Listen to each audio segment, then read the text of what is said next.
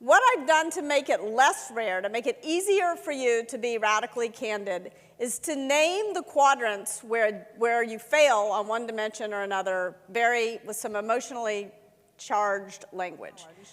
And then there's the quadrant where most mistakes actually get made, because people usually do care about each other, despite all of the rhetoric of the last 48 hours. I really do believe most people are fundamentally decent and do care at a human level about each other.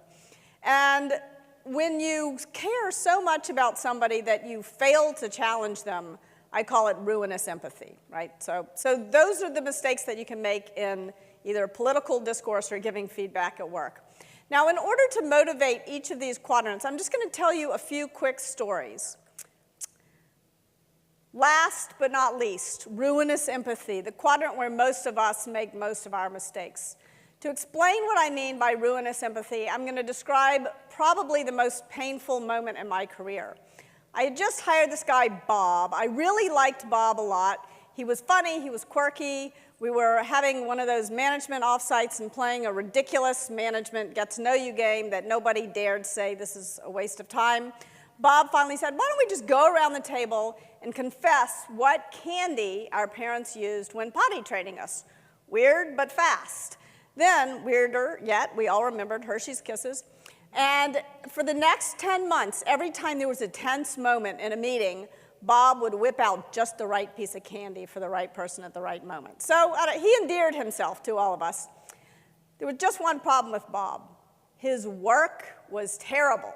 Absolutely terrible. I learned later the problem was he was smoking pot in the bathroom, which maybe explained all that candy. But anyway, I didn't know it at the time. I kept trying to buck Bob up with false praise and say, Bob, you are so smart.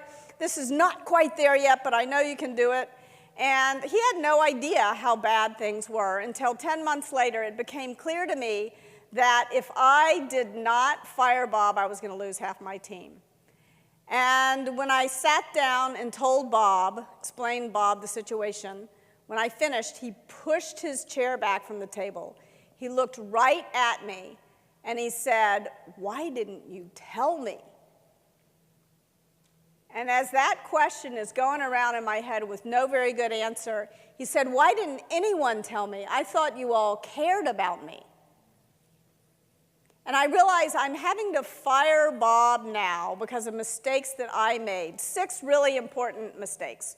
I didn't ask him to tell me what was going well, and I never asked him for criticism. Maybe I was doing something that was driving him to toke up in the bathroom. I don't know. I didn't find out, and I should have. I never gave him praise that was meaningful. I basically just gave him praise that was a head fake. I never told him when his work wasn't good enough. And worst of all, I failed to create the kind of environment in which everyone would tell Bob what was truly good and when he was going off the rails. And all I could do in that moment was to make a very solemn promise to myself I would never make that mistake again. We've made it easier for you to give radically candid feedback by being really clear about what happens when you don't. And everyone's got stories like that. But then this interesting thing starts happening.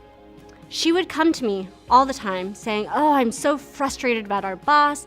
He wants this and that, and I don't think it's the right direction. I disagree with him totally. And I would empathize with her. I'd say, oh, I know he can be frustrating sometimes. And the interesting thing was on the other side, my boss was doing the same thing. He was coming to me complaining about my friend. I would empathize with him, but I, again, would never challenge him. And the reality of this is I became this shuttle diplomat, going from one to the other, listening to what they had to say, but never telling them, you know what, just go talk to each other. Get me out of the middle of this. Eventually, we had to fire my friend.